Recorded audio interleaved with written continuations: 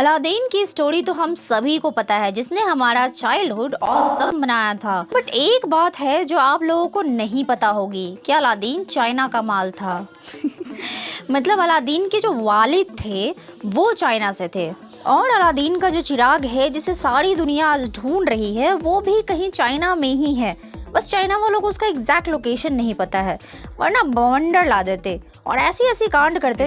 सोची ना होगी। तो जैसा कि आप सभी को पता है कि अलादीन और उसकी स्टोरी में चिराग और जिन लीड रोल में है।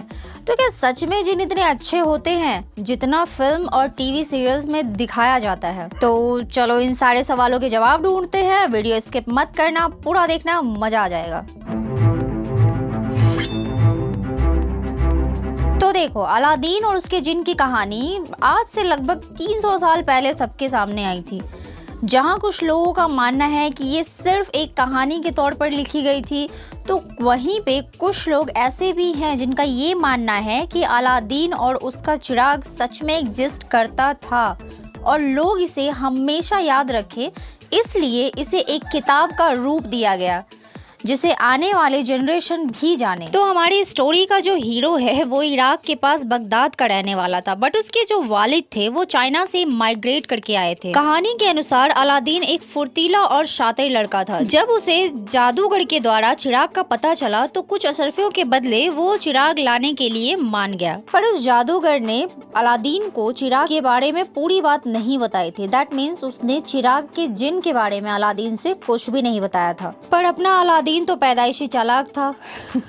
जैसे ही उसे जिन के बारे में पता चला तो उसने जादूगर से पंगा लिया, मतलब पैसे भी लिए और पंगे भी लिए। और ये सारे लफड़े के बाद अलादीन को चिराग मिल गया और चिराग का जिन भी उसका हो गया। उस जिन की मदद से वो बगदाद का सबसे अमीर आदमी बन गया और वहाँ की शहजादी से शादी भी कर ली। वाह बेटे।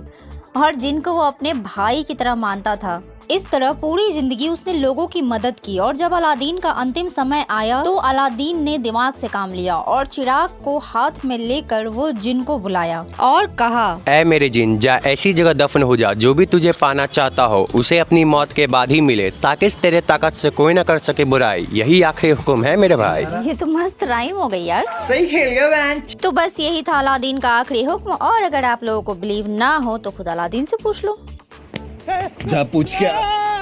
और उसके बाद ऐसा कहा जाता है कि जो चिराग था वो अलादीन के वालिद के गांव यानी कि चाइना चली गई। यार मेरी तो बस इतनी सी रिक्वेस्ट है कि जिनी भाई जिधर भी हो उधर ही छुपे रहना, बस इन चाइनीजों के हाथ मत लग जाना। बड़ा हरामी हो बेटा।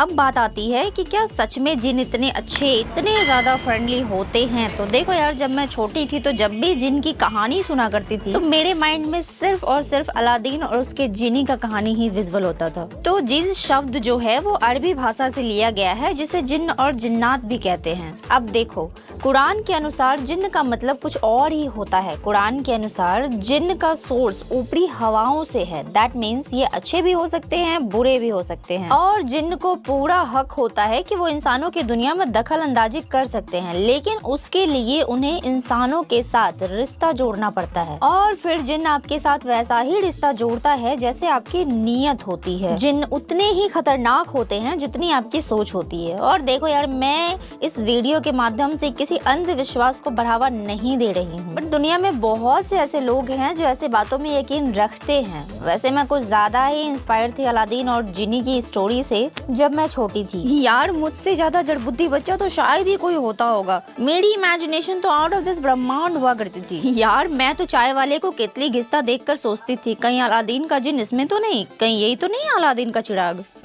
और मेरी इमेजिनेशन तब खत्म हुई जब मैं थोड़ी सी और बड़ी हुई। दैट मीन्स मुझ में थोड़ी सी अकल और आ गई। तो यार आज के लिए बस इतना ही। अलादीन वाले जिन से रिलेटेड बचपन में आप लोगों की इमेजिनेशन कितनी यूनिक हुआ करती थी मुझे फटाफट कमेंट करके बताओ। और ये मेरे बैकग्राउंड में जो मुर्गा शाउट आउट दे रहा है उसे इग्नोर करो यार। चलो बाय। हेलो मिश्रा जी, वो आपकी केतली चाहिए थी। हैं? क्या मतलब चाइना शिफ्ट हो रहे हो?